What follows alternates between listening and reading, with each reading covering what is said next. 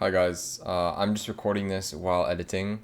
So when I recorded the video, I couldn't see it.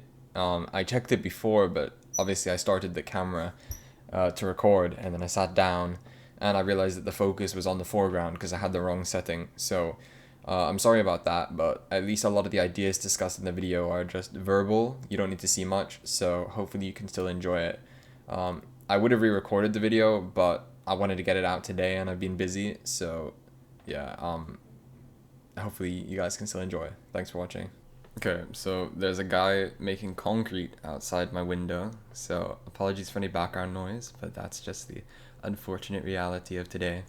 So I recently made a video about my experience using my Kindle, and a review after using it for about 2 months or so.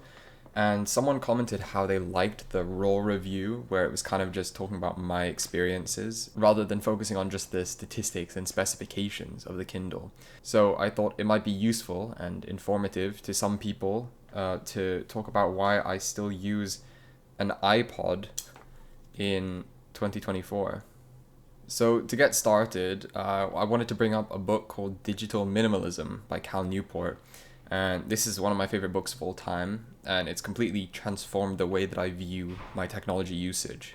So the overarching theme of the book is that by separating our devices into single-use devices, or at least being conscious of why we use them, we can extract the maximum value out of them while minimizing the potential risks and distractions that they bring. This was a hugely beneficial approach for me to take as I began thinking about why I actually use my devices, and it allowed me to become more critical with how I use them.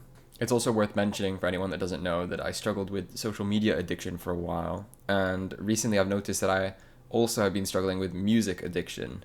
Now, music addiction might sound unusual, and many people might be unfamiliar with that concept.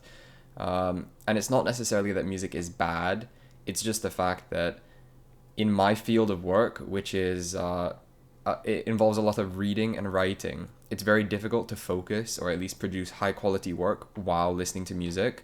And I would never want to turn my music off, as it was kind of always in the background and always fueling me. And so as a result, it meant that I would never actually do any work, and I would just procrastinate, because if I can't do work while listening to music, I'd rather listen to music than do work. Another thing I wanted to mention is that I don't carry a phone with me anymore. And while I do have a phone right here, I don't really use it for anything other than really basic purposes. So that might be online banking, authenticator apps, and a sleep tracker. And that's the only thing I use it for. I noticed that there was one thing that prevented me from stopping my phone usage. And because of that, I had to bring it with me. And that one thing was listening to music. I found that even though I didn't use my phone for anything else, if I wanted to listen to music, I'd have to bring my phone with me.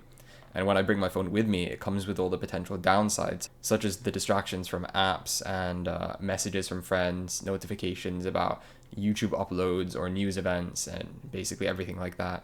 I noticed that when I took my phone to the gym to listen to music, in between sets I'd end up texting friends and getting distracted, and then I would either just not really do a workout, or it would take way longer than it needed to, and I just wasted time.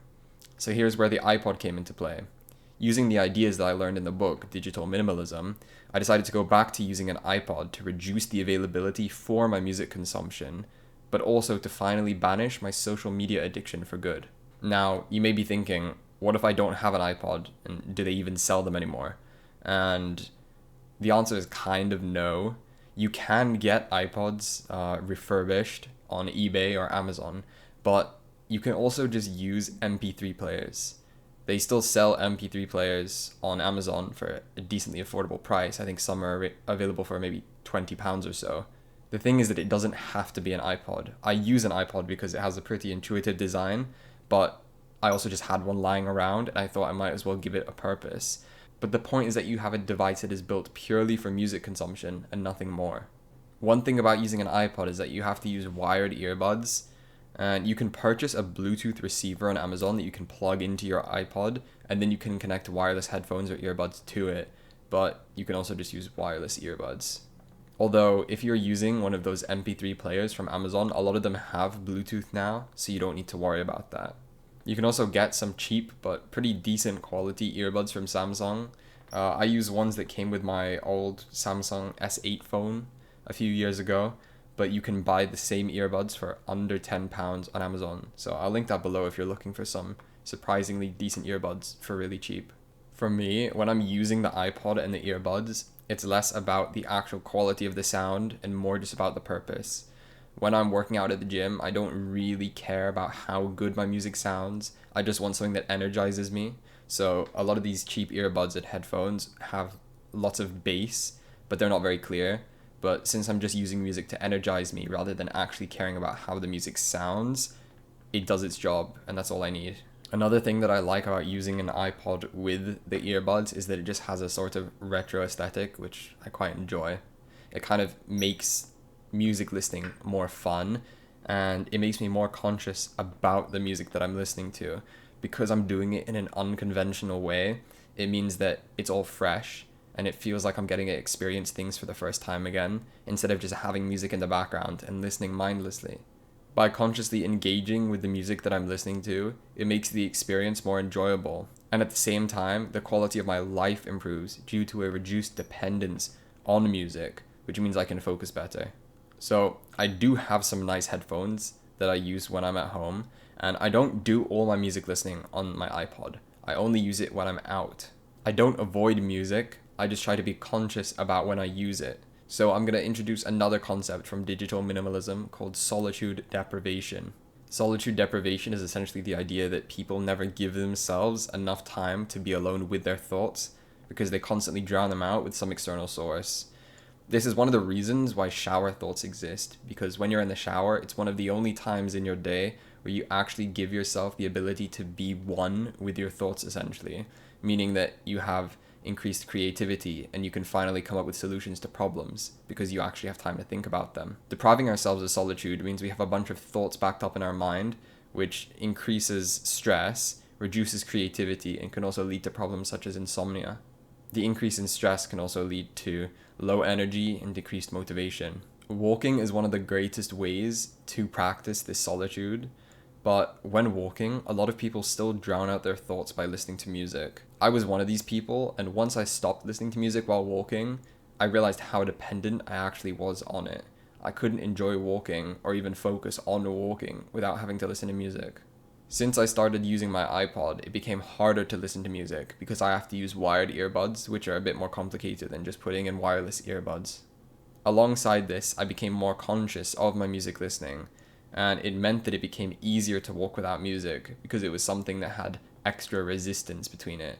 Firstly, I was conscious of the fact that I was listening to music too much, which made me want to change it, and it was harder to listen to music, which meant I was less likely to do it. As a result, my commute to and from university is one of my favorite parts of the day now. I still carry my iPod with me so that I can listen to music while I exercise, but this is the only time that I use my iPod. The reason why I listen to music when I exercise is because I find that it helps me push myself harder and focus better. Of course, you could probably argue that relying on music to do well in an exercise is also equally as unhealthy, but I find that because it increases my performance, it's actually beneficial to me, so I have a reason to use it. So overall, the key takeaways from this video are that iPods and other MP3 players can help you reduce the need for your phone, and this reduced dependence on your phone can help you reclaim your focus and become more conscious about your music usage. Being conscious can improve the enjoyment you get from listening to music because it's a fresh, novel thing again, but it can also free you from a state of dependency on background noise. As a result, you can finally engage in and reap the benefits of solitude. I found that my iPod was the final thing that I needed to separate myself from my phone. So now that I don't have to bring my phone with me anymore, I'm free from the effects of it. I no longer depend on it, and I can actually live my life without having it influencing my thoughts. That's not to say some conspiracy theorist thing that my phone's influencing my thoughts. It's more that a lot of the times it dictates your behavior, especially through notifications and just all the addictive elements that social media brings. And when you can free yourself from those addictive elements, you can reclaim your attention span, which ultimately means you can focus on tasks better and therefore produce higher quality work. Overall, this video isn't to sell you on the idea that using an iPod or an MP3 player is good or advantageous to your life.